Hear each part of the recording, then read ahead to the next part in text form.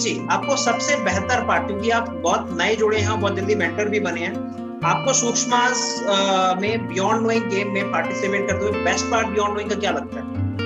As a learning point of view पे मुझे इसकी क्विजेस सबसे अच्छी लगती हैं, क्योंकि इसमें क्वालिटी पर बहुत ध्यान दिया जाता है। अगर आप जिस भी कॉम्पिटिटिव एग्जामिनेशन प्रिपरेशन कर रहे हो तो उसके क्वेश्चंस बहुत अच्छे रहते हैं। मैंने यहाँ तक कि जेई लेवल के भी क्वेश्चन देखे हैं, तो उसके क्विज भी देखा था, तो लग रहा था कि हाँ क्वेश्चंस काफी अच्छे हैं इसके भी। तो सभी कॉम्पिटिटिव एग्जामिनेशन के जितने भी क्वेश्चंस होते हैं क्विज में, वो बहुत अच्छे रहते हैं, क्वालिटी मेंटेन की जाती है। राइट। वैशाली, आप क्या कहना चाहेंगे? आपको कौन सा पार्ट बेस्ट लगता है बियॉन्ड नोइंग में?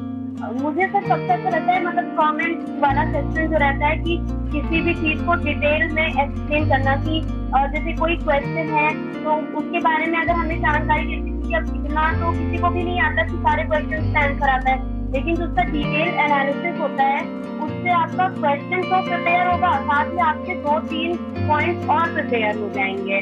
तो वो मुझे बेस्ट पार्ट लगता है। बाकी क्विज वगैरह सब कुछ अच्छा है, लेकिन कमेंट सेक्शन मेरा फेवरेट पार्ट है। चलिए, अंशिका जी, वेरी गुड। अंशिका सर, मुझे क्वेश्चन और क्विज पोस्ट करना सबसे अच्छा लगता है। आप मतलब पूरे दिन में जितना भी पढ़ते हो, फिर उस पर आपका जो डाउट होता है वो आप डाल दो, तो मुझे क्वेश्चन सबसे अच्छा लगता है, क्वेश्चन और क्विज पोस्ट करना। मतलब वहाँ पे आपका एरिया, आपको जो बेस्ट एरिया लगता है पोस्टिंग का एरिया लगता है, क्योंकि पोस्ट करते समय आपको एक क्वेश्चन भी प्रिपेयर हो जाता है, और मतलब 1 या 2 क्वेश्चन भी प्रिपेयर हो जाते हैं, प्लस आपकी जब उसको ऑर्डर करते हो तो शायद उसमें इन्वॉल्वमेंट भी आपकी हाई हो जाती है, राइट? Yes sir.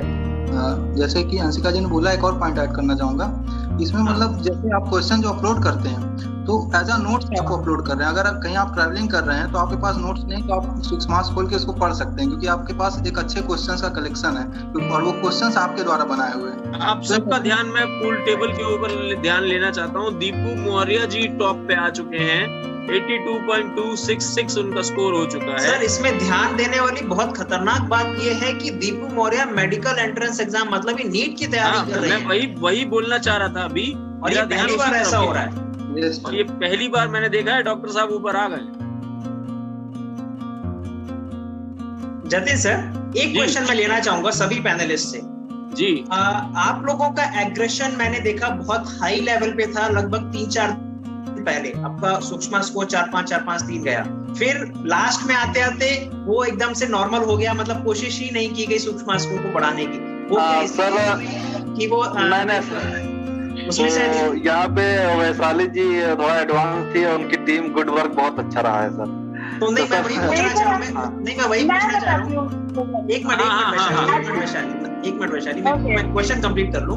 तो इसमें लॉजिक ये है कि भाई दूसरे पाले ने एकदम मतलब कहा कि भाई नहीं, अब मेरी सांस फूल चुकी है, अब इससे ज्यादा मैं नहीं दौड़ सकता, ये है रीजन?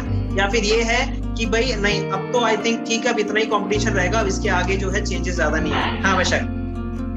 नहीं, अगर सर केवल सूक्ष्म स्कोर बढ़ा के हम लोग मतलब आगे बढ़ते तो सचिन सर हमें जरूर कम्पीट करते, लेकिन मैंने उसमें थोड़ा सा दिमाग लगाया कि मैंने अपने आप को पीछे कर दिया।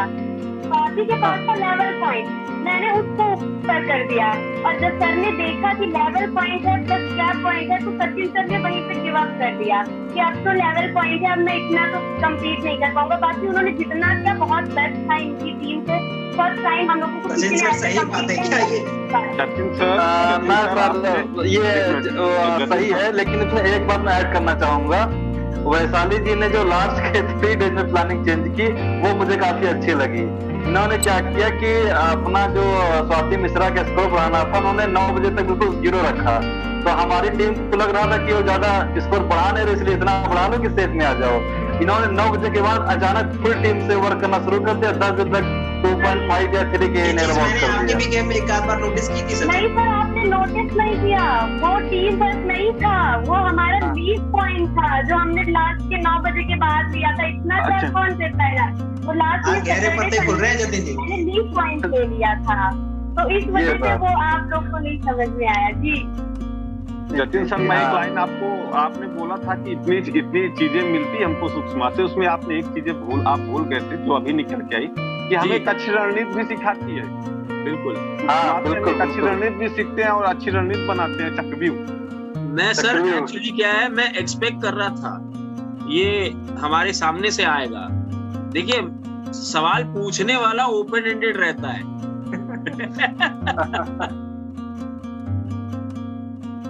आशीष मौर्य जी, आप आईपीएस ऑफिसर बनना चाहते हैं। आईपीएस ऑफिसर बनने के लिए वो कौन सा एक गुण चाहिए जो सूक्ष्मास में आपको मिलता है? सर, सबसे अच्छा जो गुण मैंने पहले मेंशन किया है वो है एक लीडरशिप क्वालिटी। तो इसमें आप एक टीम को लेके चलते हो, ये सबसे बड़ा क्वालिटी है उसके लिए। बहुत खूब, thank you so much. Ashish ji, मैं आपसे जानना चाहता हूँ कि पहले वाले में आप चौथे नंबर पे रहे, थोड़ा बहुत मेहनत अच्छा करा होगा आपने, और इस बार में आपकी कहीं ना कहीं कोई ना कोई चीज पीछे रह गई, या फिर कौन सी ऐसी चीज रह गई? नहीं सर, पीछे नहीं रह गई। एक्चुअली इस बार मैंने टीम पे फोकस किया कि टीम के लोगों को आगे लाना है। बिल्कुल, तो जितने भी लोग देख रहे हैं, मैं आप सबको यही बताना चाह रहा था। आशीष जी ने मेरे मन की बात बोली है, जो मैं चाहता था कि वो बोले। आशीष जी ने वो बात बोली है कि आपको अकेले परफॉर्म नहीं करना है, आपको टीम के साथ काम करना है। सर, यही की है आशीष फास्टेस्ट मेंटर बने हैं। बिल्कुल, तो जो अपना स्कोरिंग तो कर ही रहे हैं अबव एवरेज, यानी कि अबव 50% तो उनका है ही, और साथ में जो 75 या 78 या 80 के पीछे वाला जो गैप है 15 का, वो उन्होंने अपनी टीम के साथ कोलैबोरेट कर लिया, तो वो कहीं ना कहीं टीम को भी सपोर्ट करके आगे बढ़े हैं। आप सोच के देखिए, 4000 रुपीज मंथली सिर्फ आपको अपनी पढ़ाई करने के अगर मिल जाए, मतलब ये है कि मम्मी आपके हर दिन सुबह बोले, बेटा मैं आपको होमवर्क दे के जा रही हूँ, आप बैठ के पढ़ाई करना मन लगा के, और मैं लौट के आपको 100 रुपए या 50 रुपए तो मिनिमम दूंगी।